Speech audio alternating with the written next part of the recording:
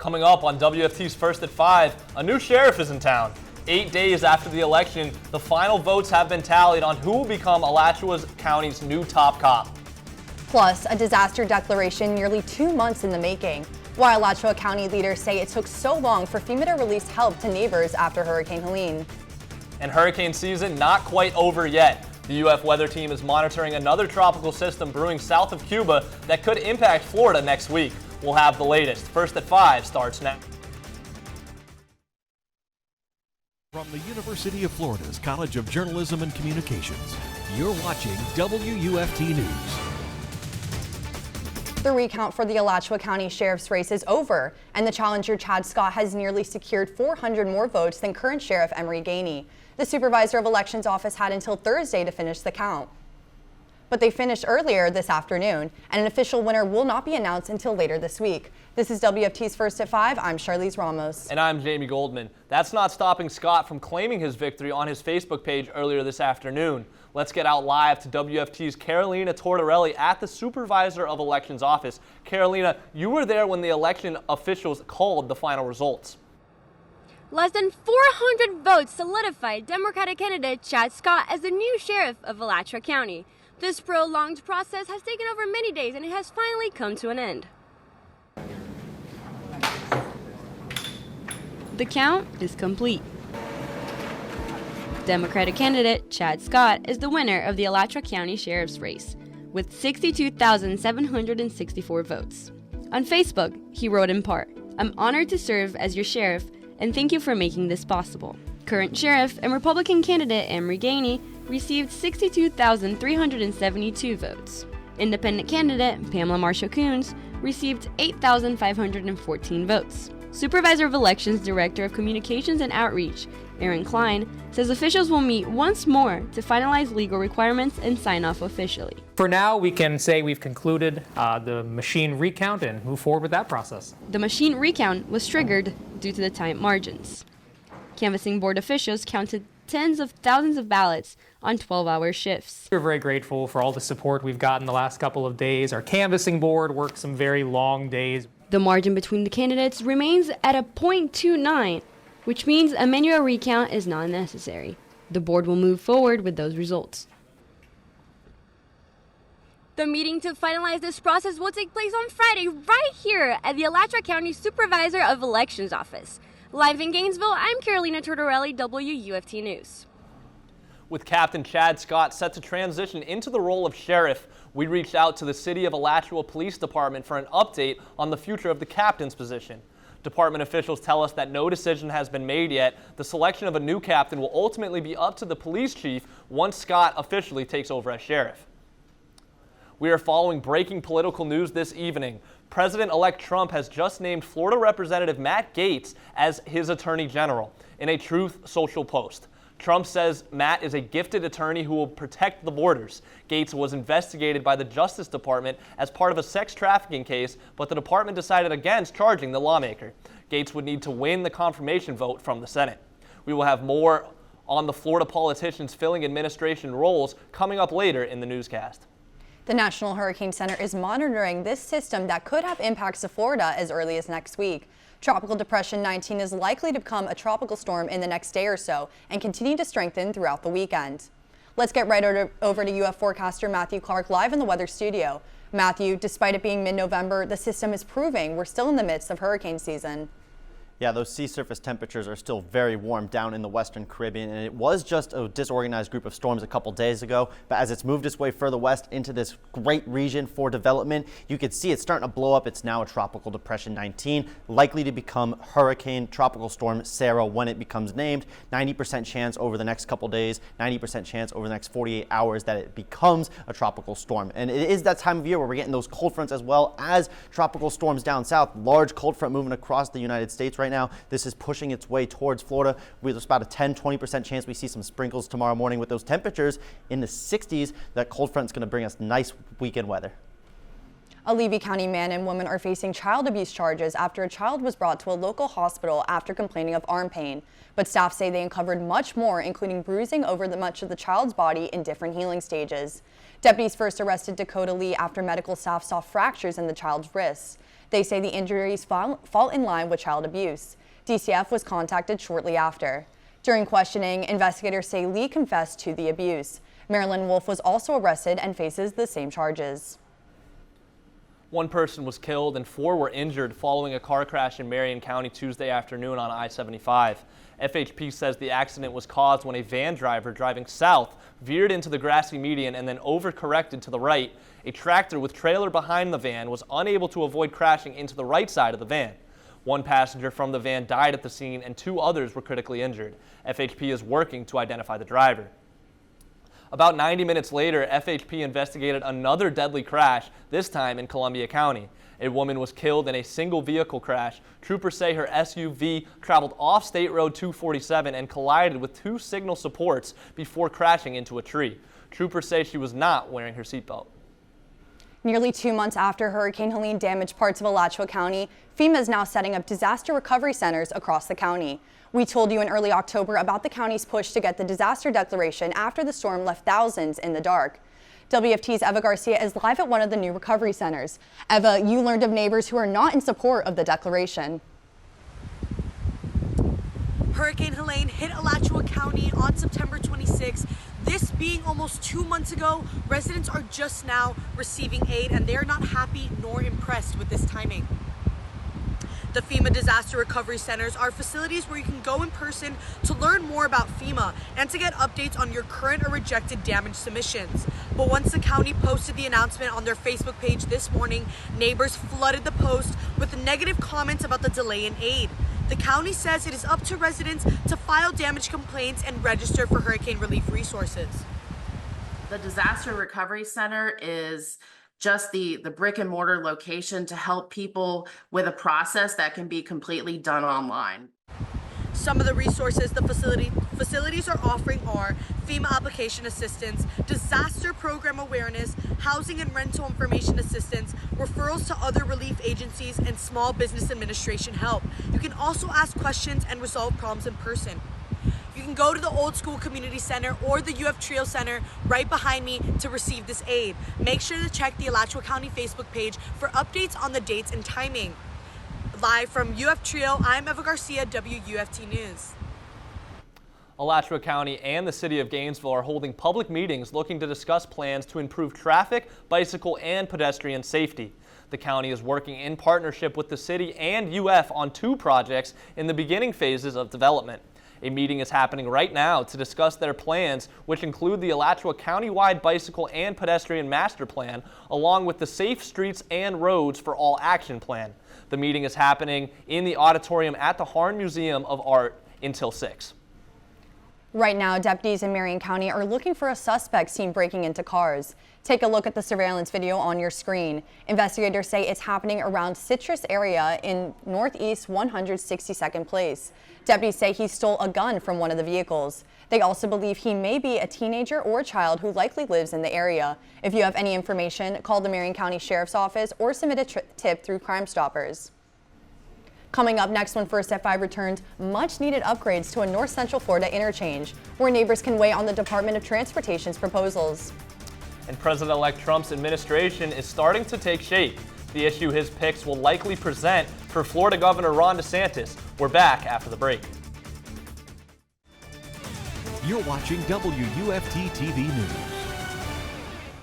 President-elect Trump is in Washington today. He met with President Biden at the White House and then went on to visit with Republicans in Congress, as Alice Barr reports. With both the House and the Senate appearing to be under Republican control, Trump will have an easier path to put his agenda in place.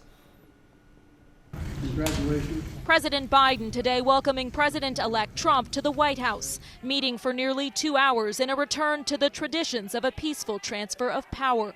The president-elect offering his thanks. He did not host then President-elect Biden during the last transition as he sought to reverse the 2020 results. Politics is tough, and it's in many cases not a very nice world, but it is a nice world today, and I appreciate very much a transition that's so smooth. It'll be as smooth as it can get.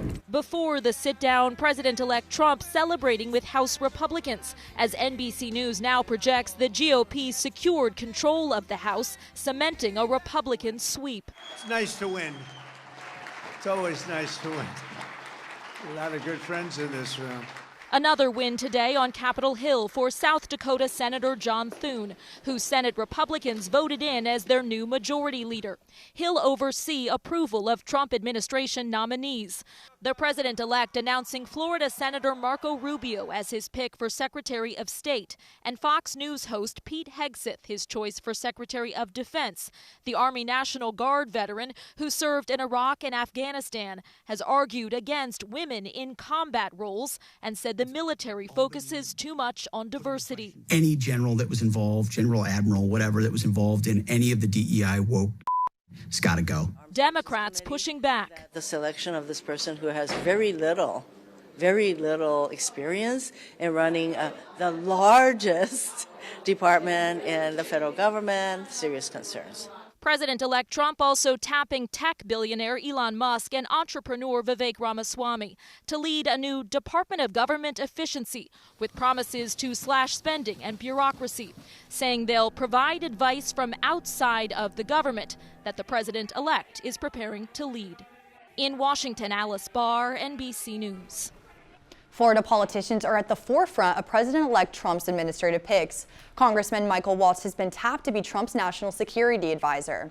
Congressman Waltz serves Florida's 6th district. Much of eastern part of Marion County resides within his district. If Waltz is confirmed, a special election will be held to find a replacement for his seat. Trump is also expected to select Senator Marco Rubio as U.S. Secretary of State. In addition to the special election, Governor DeSantis will have to issue a Senate appointment who will serve until an election is held in 2026.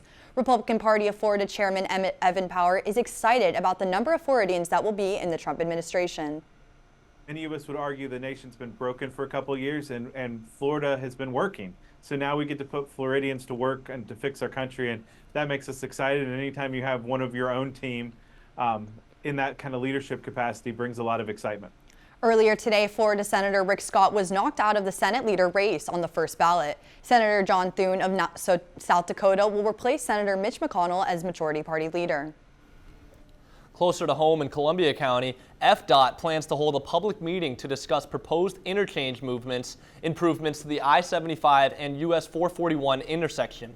This is a live look at the area where FDOT wants to make improvements. It's also referred to as the Ellisville interchange. Part of the improvements include better signage at the ramp intersections, adding turn lanes, and extending existing storage lanes and U-turn movements.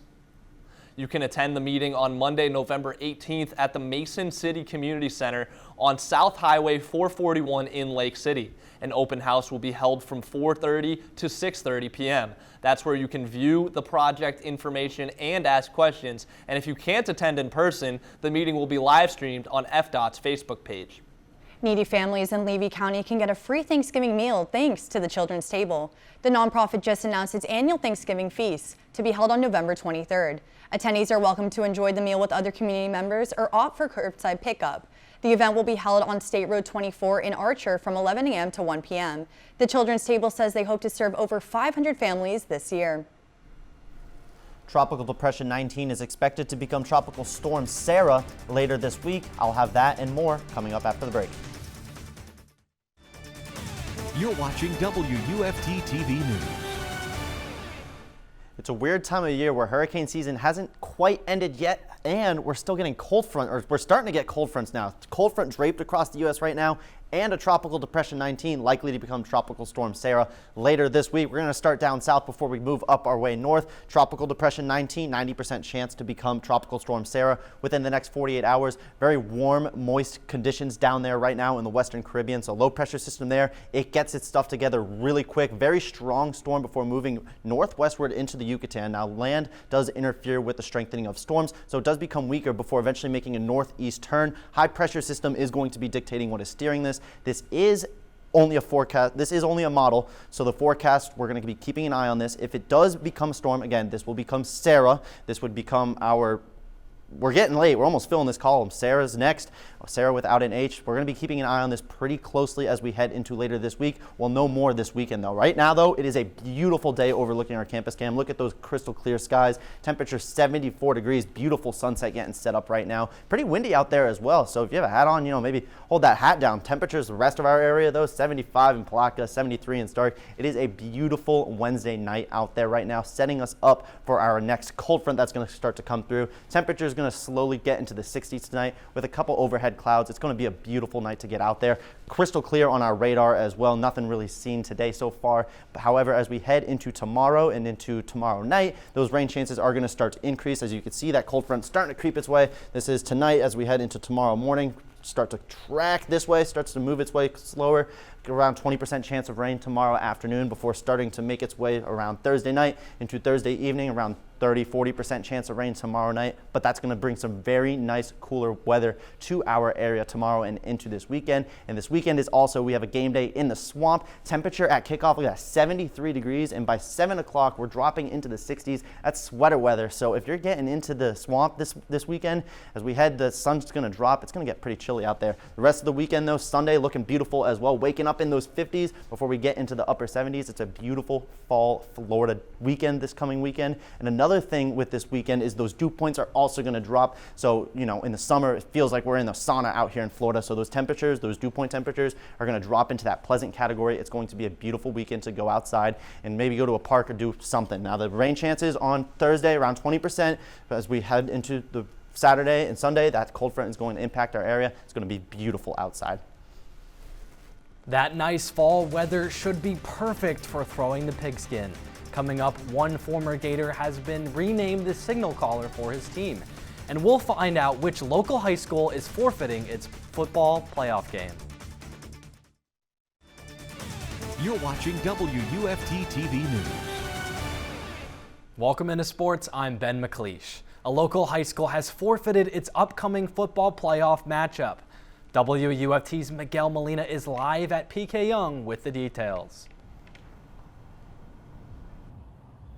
The middle of November can mean a lot of different things. For some, it means that the holidays are just around the corner. For most high schools, it means it's time for playoff football. However, for PK Yonge, well, that is not the case. The Blue Wave did make the playoff. However, in fact, they had a Class A 1A regional quarterfinal game against Trinity Christian Academy scheduled on Friday. But the school confirmed today that they will forfeit their matchup against the Conquerors. Why? All we know at the moment is that the game will no longer take place. We have reached out to PK Yonge head coach Willie Jackson for comment as to why the team forfeited, but we have yet to receive a response. The Blue Wave went 5-5 this season, an improvement from their 3-7 record in 2023. Obviously, this is devastating news for the seniors on this team as they will not be able to take the field again in their high school playoff careers. Reporting live from PK Yonge, Miguel Molina, WUFT News. How do you follow up a 102-point performance? Well, a 104-point performance, of course. Gators women's basketball cruised to a 69-point victory over Chicago State last night. Florida held the Cougars to just 35 points, continuing their dominant start to the season. And they're doing it behind stellar play from their freshmen. Liv McGill and Miara O'Neal combined for 39 points and 13 rebounds. Florida head coach Kelly Ray Finley was pleased with her team's blowout performance. Anytime you come out on your home court, you want to make sure that we play to our standard, and that's what we were able to do tonight. The Gators have their first big test upcoming on Saturday, a matchup with Miami in the O'Connell Center. Florida made sure to bring in the homegrown talent. Florida soccer signed Victoria Madison from Tampa, while Gators gymnastics picked up Jocelyn Sasson from Clermont. Gators softball also added McKenna Belair and Kylie Shaw from the Sunshine State. It's safe to say lots of Gator athletes will remain close to home for their foreseeable future. One final note, 4 SEC teams currently own a spot in the college football playoff, with Georgia being the first team out. Goes to show you, the SEC just means more, right? Yeah, I mean, we all got the memo except for Charlize here wearing Georgia red, right? I promise I'm not a Georgia fan, but I think I am a fan of what the weather is going to look like this weekend. Yeah, I don't blame you. This weather this weekend looks beautiful with a cold front moving through tomorrow, about a 20% chance of rain. But once you get past that cold front, look at that. 75 is the high on Friday and Saturday, and those lows in the low 60s and then low 50s when you're waking up on Saturday morning. Sunday morning is going to be just as cold, heating up into the upper 70s. It's going to be a beautiful weekend. Rain chance is going to increase as we head into next week. Still going to be watching Tropical Depression 19 and see what that does. Thank you, Matthew. Well, I'm excited to be cheering on the Gators this weekend in the swamp with that weather. And thank you all at home for joining us. We're back here tomorrow for another edition of First at 5. But your North Central Florida news is always on at WFT.org and all of our social media platforms. Have a good night.